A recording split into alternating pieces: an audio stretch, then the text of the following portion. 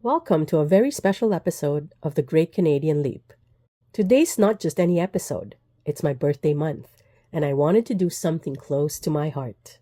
I've invited three of the people who know me best and have walked alongside me through life: my husband and my two amazing daughters. We're turning the mic inward to talk about the leaps they've taken, the choices that shaped them, and the moments that transformed their lives. There'll be laughter, maybe a few tears, and definitely some real talk about growth, courage, and love. So grab a cup of coffee or a glass of wine and settle in. This one's personal. Welcome to the Great Canadian Leap podcast, where we explore bold moves that transform lives. Today, I have my family with me. It's a very special episode. This is Eman, my husband, Sabrina, my firstborn, and Julia, our bunso of the family. All right, so I kind of forced them. I used a birthday card to do this. It's my birthday month, and so I kind of said, please help me out, support my podcast by being on the show. And here they are, forced into it. Thank you, guys. All right. Our pleasure. All right. So first question, what's a decision or a leap, since this is about, the bold moves and great leaps that you've done in your life. So what's a decision or leap you made in your life that changed everything for you, like how you are now? Oh, I have one great leap. Yes. What is it? Leaving New York.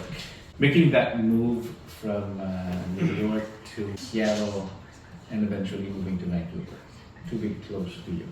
And the girls. Oh, okay. Thank you, babe. Oh, you're welcome. How did that change everything for you? I was not planning. I was not prepared. For what's to come. I was not prepared. I was comfortable. Now you're in comfort. No, I was in my comfort zone before. I was in my comfort zone, not planning on leaving the States until 2009 when I met you. That changed everything, and realizing that there's more places to see and more places to go and discover besides what I had in the States. Okay. Thanks, babe. You're welcome. Thanks for moving to Vancouver. That was a for us. compromise. Thank you, Pops. Right? Yeah, That was a compromise, right? Yes. How is that a compromise? It doesn't sound like a compromise. Is that Compromise? Is compromise in the room with us? Compromise is no. Mommy's term was let's compromise. Okay. Mommy's term was let's compromise, meet halfway. Her definition of halfway is Vancouver to Seattle. Not somewhere in the middle. Okay. Well, that's been established. Thank you so much. And, you're very appreciated. The whole thing. Yes. Okay, great. Okay, so mine would be transferring from banking to fashion. I went to school to UBC for economics, but before that I actually went to school to JCI for fashion because that's what I really am passionate about. But I went to UBC so that I could have a bachelor's degree because I also wanted a bachelor's degree in economics. And after that, I thought I was supposed to be in that field, so I went into banking. And then I realized I don't like it, and it was causing a lot of stress. I wasn't happy, so I wanted to go back to what I was more passionate about, which is fashion, so I transferred to fashion. How was that transition? Was it difficult? Was it easy? Was it... how did that... What was the trigger point for you? I was just really stressed. Yeah, I was extremely stressed at the bank. It just wasn't for me. I don't think my values aligned with theirs. Yeah. So that just wasn't my journey. Yeah. But it's a good thing for you because you knew exactly where to fall back. Because I had what that the fallback previous was. education. Yeah. Yeah, Mhm. and I knew that I was passionate about it. Mhm. So I just started like contacting different people on LinkedIn or in the field of where I wanted to go. Mhm. So I started contacting people just like wanting to know about their journey in fashion. I wasn't necessarily asking for jobs. I was just looking for more information. So I started like meeting people for coffee and asking them questions of like about their job, how they got there. Yeah. That is a very, very helpful tip for job seekers. Okay. LinkedIn, reach out to people, and yeah, you'll never know who will respond. People are generally helpful, and generous with their time. If you just tell them I need help, they will, they will. Yeah, I agree. Definitely. So even if I wasn't really asking for jobs Yes. from people, that's how it happened for me. I was able to switch over. Awesome. No, that's really great. Jules, you got it. May you please repeat the question? What's a decision or leap you made in your life that changed everything? I guess to piggyback on what Ate's answer was. So in high school, you know how in grade 12, they kind of pressure you into asking, what do you want to study post-secondary? The short answer at the time for me was, I have no clue. But I also knew myself though. What I mean by that is that I knew that I would, get lazy if I were to if I were to do a semester off or even a year off, and other people can do it, and some people have to do it. Thankfully, I had a choice there, and I chose to just go choose something to study, whether it's general studies or whatnot. I don't know why I chose this. Maybe it's just because I was pressured into choosing something and went back in grade 12. But I just chose education, and ultimately I did end up loving it. I ended up loving the course. I went to SFU. At the same time, I really liked it. It was more of a crush, but was I in love with it? Wow, I love that analogy. Not really, right? Fast forward, I ended up realizing that I want to do something else. And I was exposed to a lot of what mom does, which is recruitment, talent acquisition. And she would work from home a lot, and I would work from home a lot. So again, I was exposed to her in action, and I would see her placing people, getting them jobs in all sectors in the pharmaceutical scientific field. Long story short, I ended up finding that to be very fulfilling, and that was a really eye-opening experience for me. And I could go on, but there's a lot of transferable skills.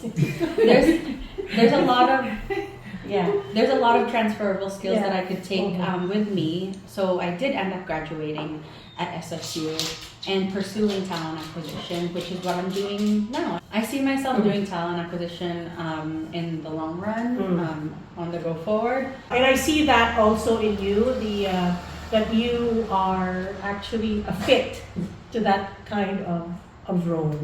The HR personality is within you. So, yeah, no, that's good. Like mother, like daughter. Okay, of course, this is my birthday episode, so I'll make it about me. Was there ever a time where you were scared to take a step forward, but thought of something that I taught or showed you and it helped you move anyway? So I'm gonna connect it to my answer to the first question.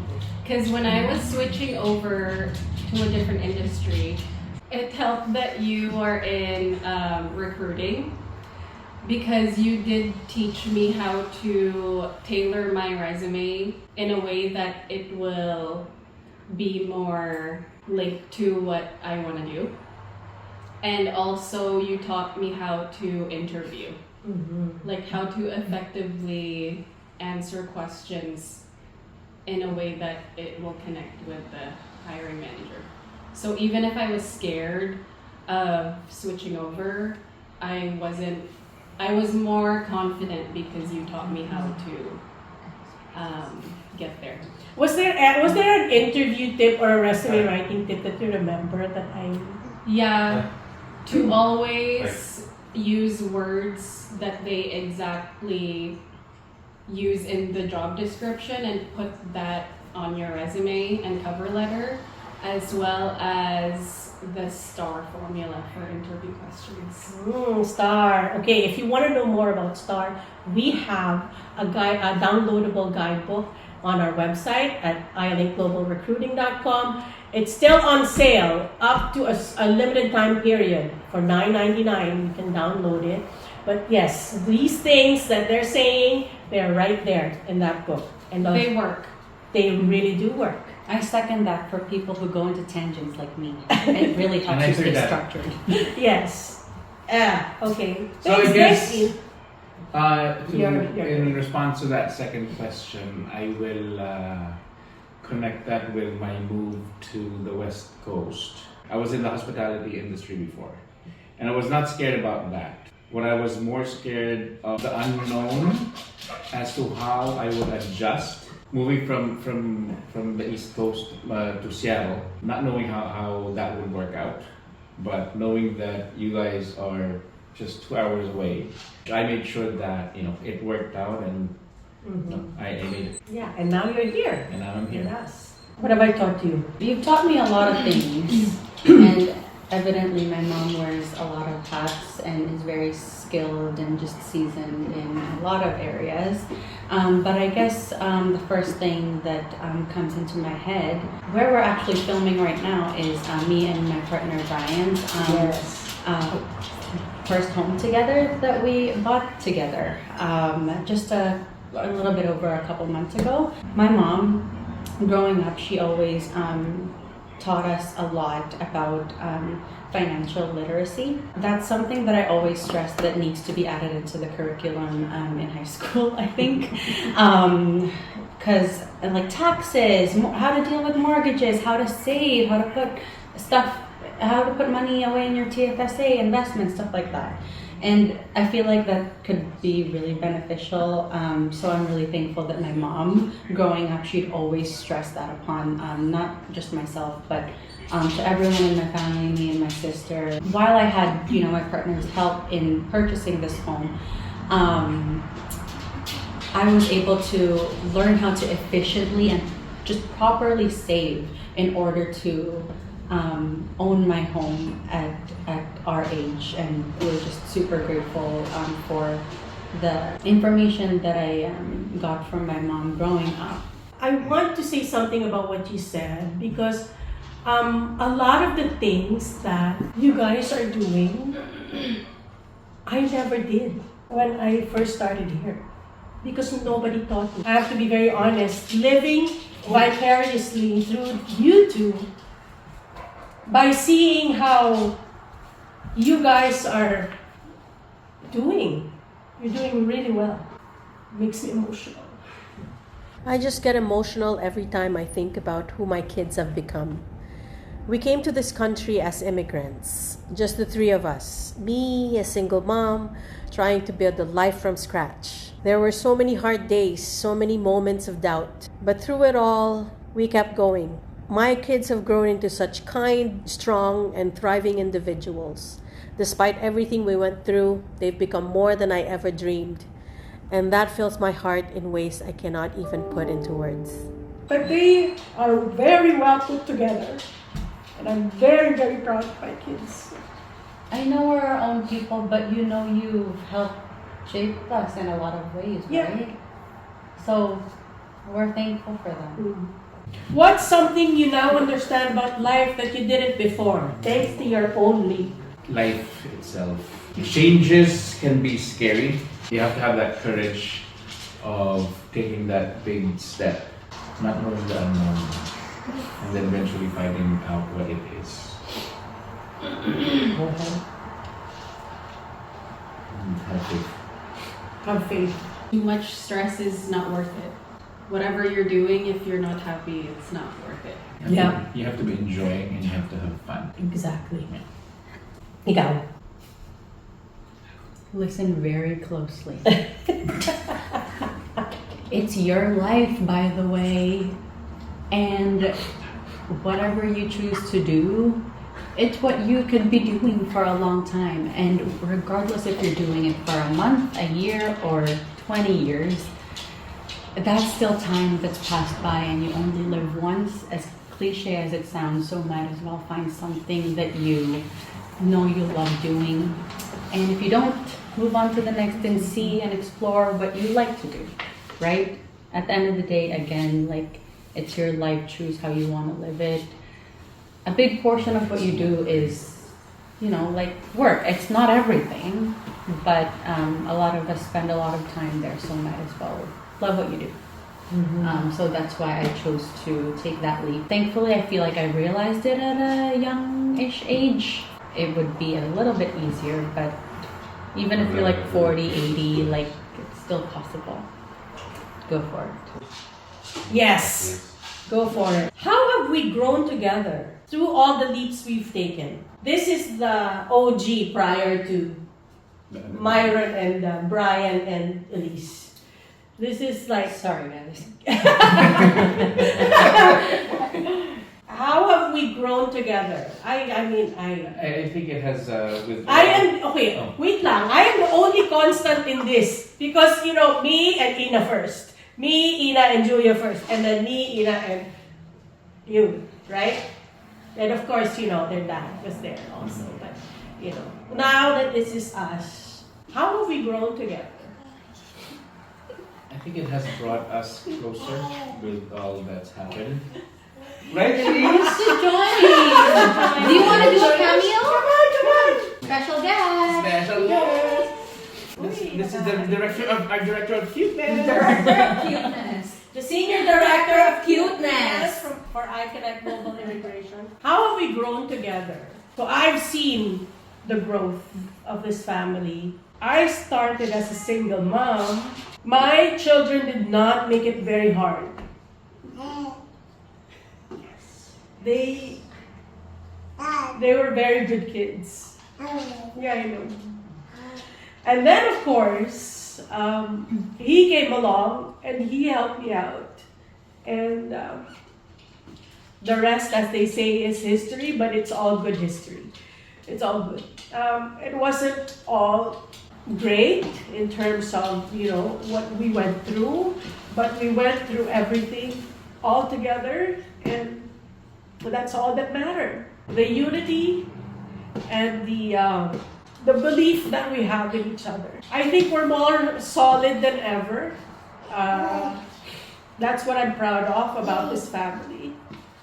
You know, we know each other's strengths and weaknesses and, you know, quirks and all, but that's just what makes us all unique, and that's just what makes us all fun. That's just what makes us all who we are, and that's what we love about each other. I guess that's my answer. I love you guys. Love.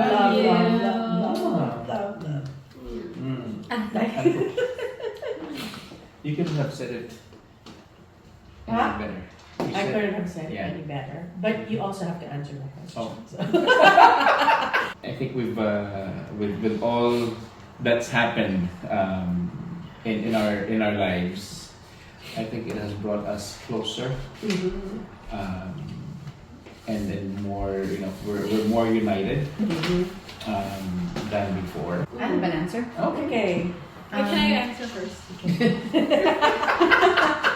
Oh no! Because you might steal my answer. I feel like ever since Elise was born, we've grown even closer together. Oh yes, As that's a true. family. Yeah. How is that gonna be my answer? I don't know, because you like to be like assistant mother, so I feel like you would have said something along the lines of I'm that. very committed. So yeah, I feel like just she is now our very sticky glue. Yes, that's true. Yeah. Thank you, Elise. Extra hold, extra strength. Thank you, my love. Up until like you were born, I loved myself the most. But now I love you more than myself.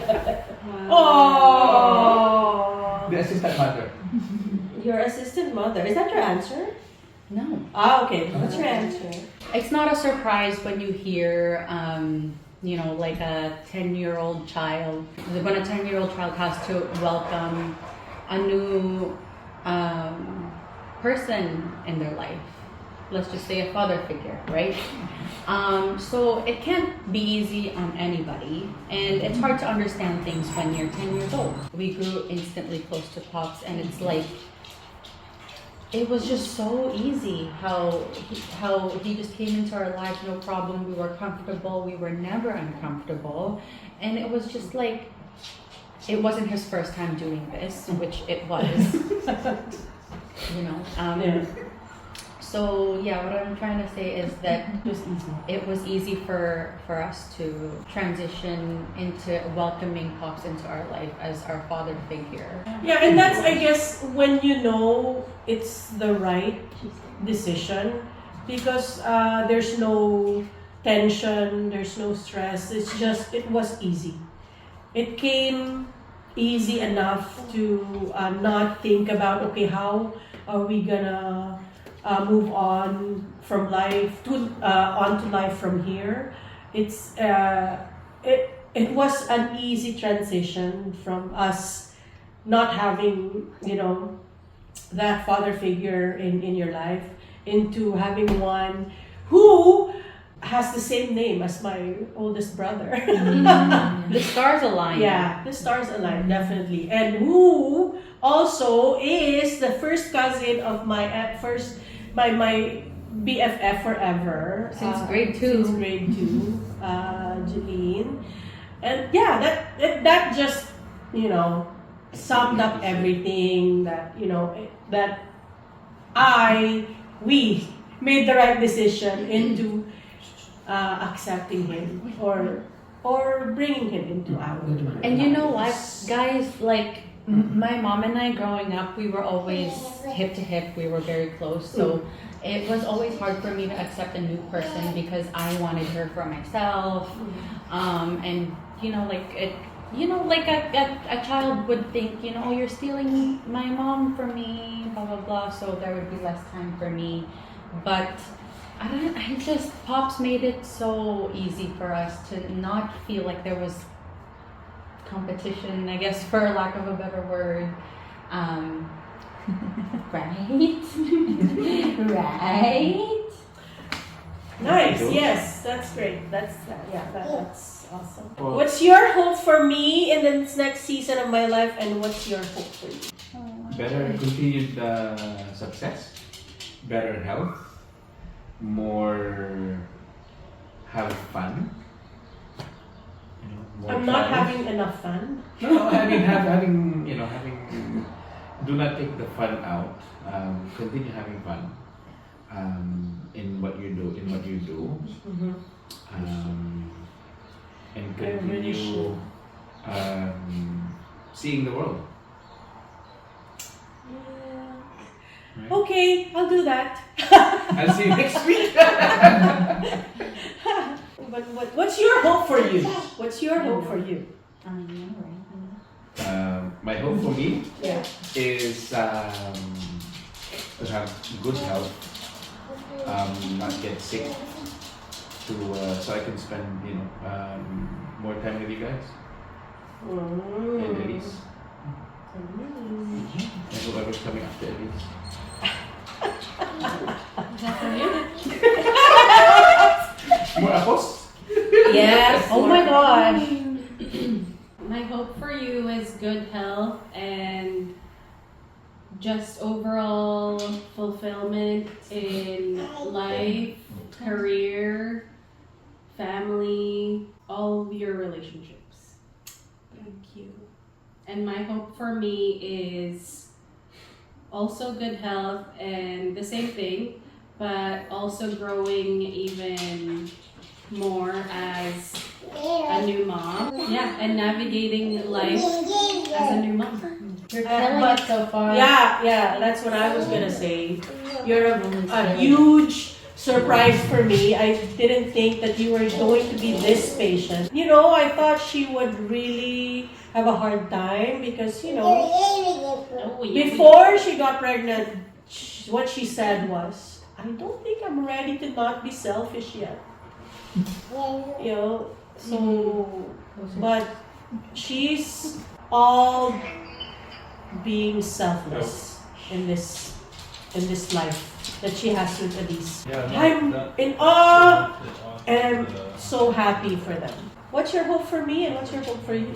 Safety, health, and more prosperity and success for your both iConnect and Island Global. So you can spend as much time as you can with your grandchildren, any other future grandchildren, future pets. I hope for myself, of course, health and safety as well, further success in my career and any other future endeavors.